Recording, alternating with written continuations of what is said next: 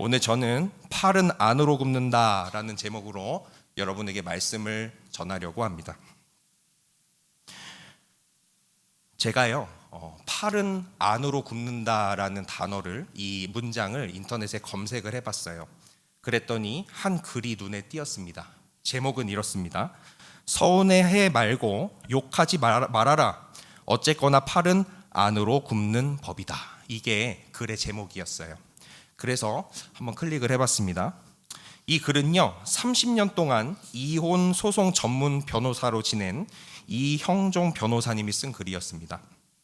글에 소개된 사연이 이렇습니다. 잘 들어보세요.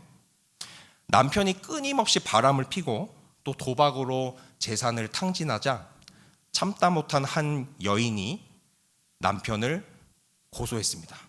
이혼 소송을 한 것이죠. 이 여성을 고소인이라고 하겠습니다. 고소인에게는 부모님같이 친절했던 시어머니가 있었어요. 이 시어머님 때문에 그동안 이혼하고 싶었는데 꾹꾹 참아왔습니다. 왜냐하면 이 시어머니가 친어머니 같았거든요. 그리고 이 사연의 주인공이 어머니가 없었어요. 일찍 돌아가셔서. 정말 친어머니 같았던 이 시어머니와 함께 할 수 있어서 그동안 버티고 버텼습니다. 그리고 이 시어머니가 항상 남편이 잘못하면 내가 미안하다, 내가 도와줄게 하면서 그렇게 가깝게 지냈단 말이죠. 그래서 고소인은 이혼을 너무 하고 싶어도 오랜 세월 참았습니다. 그러나 결국 끝까지 남편이 변하지 않았어요. 끝까지 남편이 바람을 피고 결국에 도박에 빠져서 재산을 탕진하자 참다 못해서 이제 이혼 소송을 하게 된 겁니다. 근데 이혼 소송을 하니까 친어머니 같았던 이 시어머니가 돌변하기 시작했습니다. 시어머니가 고소인에게 전화해서 이렇게 이야기했다는 겁니다. 야, 네가 내 아들이랑 사니까 그동안 잘해준 거지. 너가 이뻐서 잘해줬겠냐? 그렇다고 아들을 고소를 해? 야, 너 하고 다니는 꼬라지를 좀 봐. 남편이 누구여도 다 바람피게 생겼다, 야. 돌변한 이 시어머니의 태도를 보고 이 고소인은 충격에 빠졌습니다. 친부모 같았던 시어머니의 팔이 안으로 굽는 순간을 목격하고야 만 것입니다. 아무리 자녀가 모자르고 형편없어도 부모의 팔은 어디로 굽어요? 안으로 굽습니다. 여러분들 팔 한번 펴보세요. 자, 바깥으로 굽나 안으로 굽나 해보세요. 자, 쭉. 그렇죠. 모두 안으로 굽으십니다. 바깥으로 굽으시는 분 손 들어보세요. 병원에 가세요. 네, 그런 분은 없습니다. 오늘 본문인 오바댜서에는요 하나님의 팔이 안으로 굽는다는 사실을 알지 못했던 그러한 나라들이 소개되어 있습니다. 선지자 오바댜는요 그러한 나라들의 멸망에 대해서 이 오바댜서에 기록하고 있습니다. 주전 594년에 남유다의 마지막 왕이었던 시드기야 왕 때에 이릅니다. 이때에 바벨론이 강성한 나라였어요. 이 바벨론이요 너무나 강성해서 팔레스타인에 있는 지역의 나라들을 호시탐탐 괴롭혔어요. 침략하고 노략질하고 계속해서 이렇게 괴롭혔습니다. 참다 못한 이 팔레스타인 지역의 나라들이 원래는 안 친했거든요. 서로 얘네들도 많이 싸웠어요. 그런데 단합을 했습니다. 위기 앞에서 단합을 하게 된 것이죠. 그래서 예루살렘에 모여서 회의를 합니다. 바벨론에게 눈치 보는 거 이제 지겹다. 걔네의 만행을 더 이상 볼 수가 없다. 이제 우리도 참을 만큼 참았다. 우리 이제 힘을 합쳐서 한번 바벨론과 한번 겨뤄보자. 혹시 아냐? 우리가 이길 수도 있지 않냐? 근데 그때 예레미야 27장에 나오는 이야기인데요. 하나님께서 선지자 예레미야를 통해서 이렇게 말씀하십니다. 너는 예루살렘에 가서 전해라. 내가 예루살렘을 바벨론에게 넘겨줄 것이라고 말이다. 나와의 언약을 깨고 끊임없이 범죄한 이 이스라엘을 내가 심판할 것이다. 이렇게 이야기했습니다. 근데요, 믿을 수 없는 일이 일어납니다. 연합군에 속한 나라 중에 한 나라가 배신을 한 겁니다. 그 나라는 이스라엘의 형제 국가 에돔입니다. 에돔 족속들은요, 에서의 자손들입니다. 형제 야곱의 자손들이 이스라엘이라면 에서의 자손이 이 에돔 족속이란 말이죠. 다시 말해서 형제 국가가 배신을 한 겁니다. 바벨론에게 붙어버린 겁니다. 바벨론 군대가 예루살렘을 공격할 때 에돔이 어떻게 이 팔레스타인 지역 나라들의 연합군이 어떻게 뒤통수를 쳤는지 이렇게 시편에 기록되어 있습니다. 시편 기자의 기록을 한번 읽어보겠습니다. 시편 137편 7절 말씀 함께 읽습니다. 시작.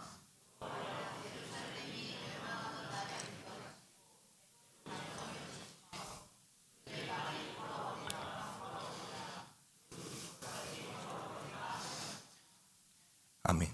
에돔이 바벨론이 이스라엘을 함락하는데 이렇게 외쳤다는 겁니다. 헐어버리라, 헐어버리라, 아주 기초까지 헐어버려라, 멸망시켜라, 이렇게 외쳤다는 겁니다. 이렇게 에돔은요, 바벨론을 도와서 이 팔레스타인 연합군이 지는 데에 일조합니다.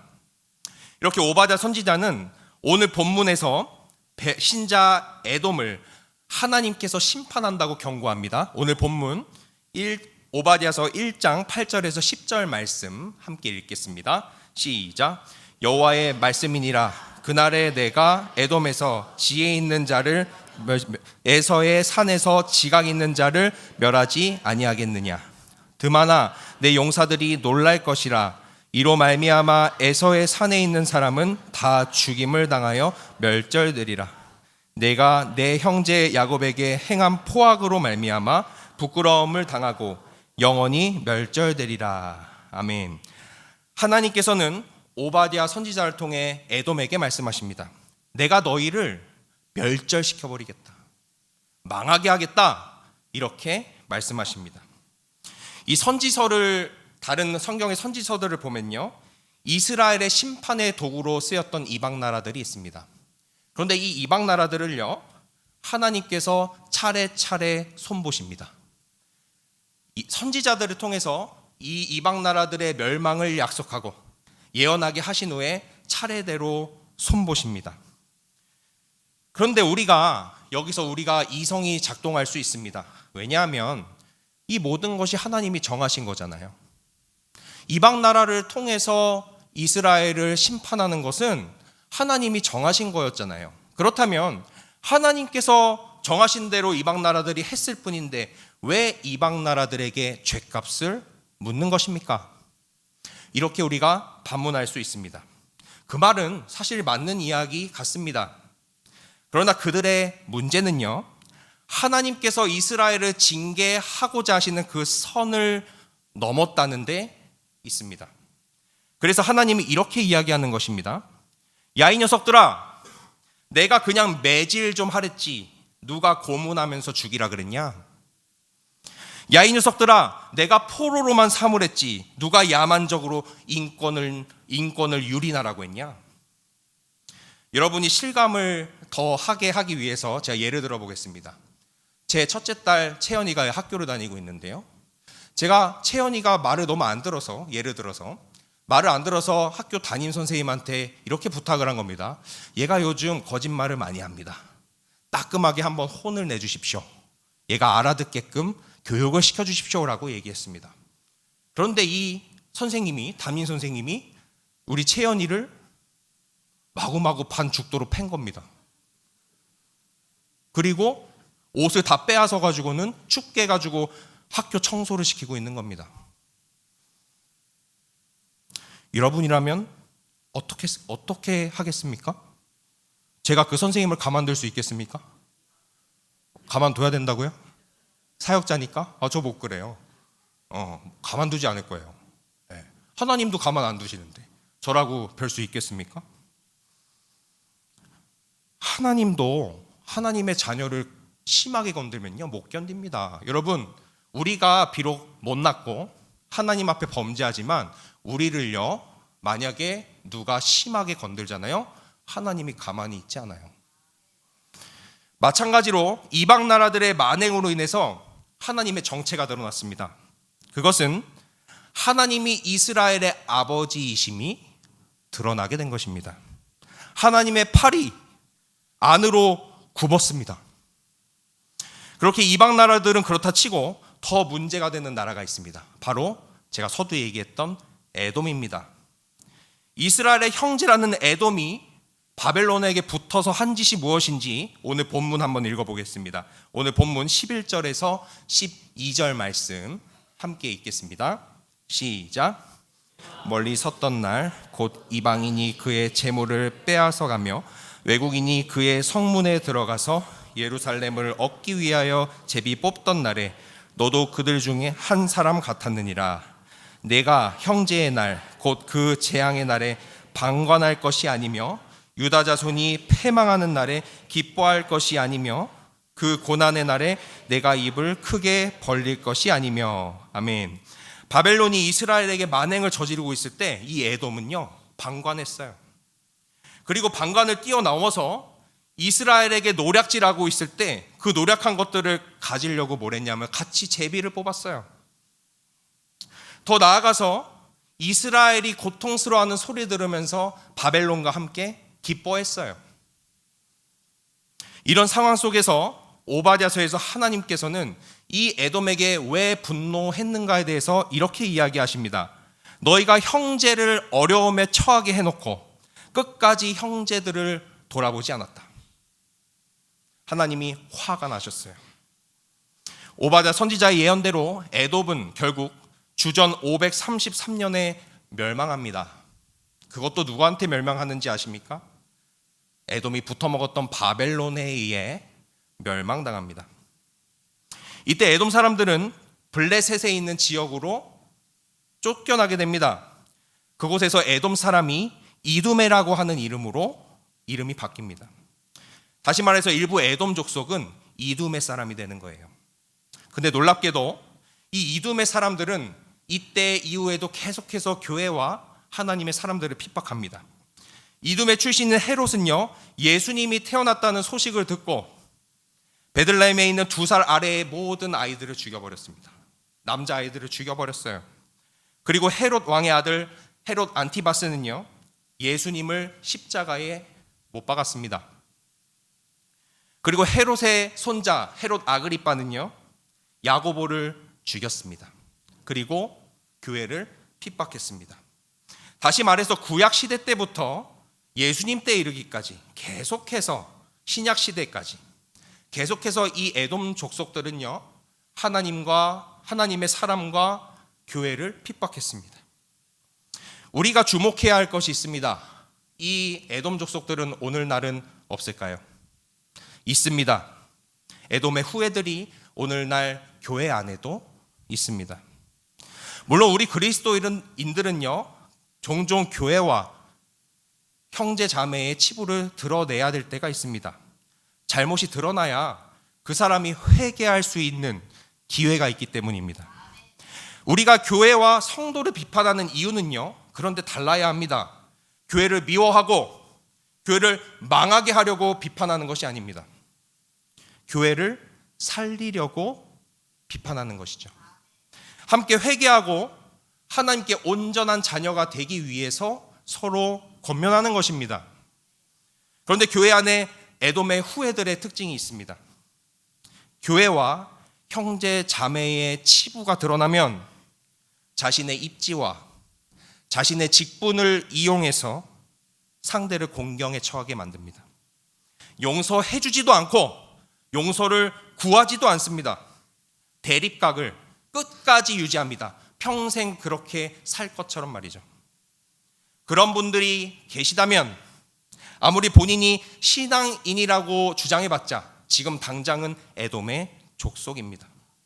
혹시 이 이야기가 내 이야기 같다라고 생각되시는 그런 은혜 있는 분이 계시다면 회개하시기를 예수님의 이름으로 축복합니다. 그리고 이번에는 교회 밖에 있는 에돔의 후예들의 특징이 있습니다. 교회가 그동안의 죄값으로 인해서 세상에게 짓밟히고 있는데 교회와 거리를 두고 방관하는 사람들이 있습니다. 더 나아가서 부족함으로 인해서 죄값으로 인해 어려움에 처한 교회를 거리를 두면서 헌신자의 노고로 드려지고 있는 예배를 드리고 있는 분들 계십니다.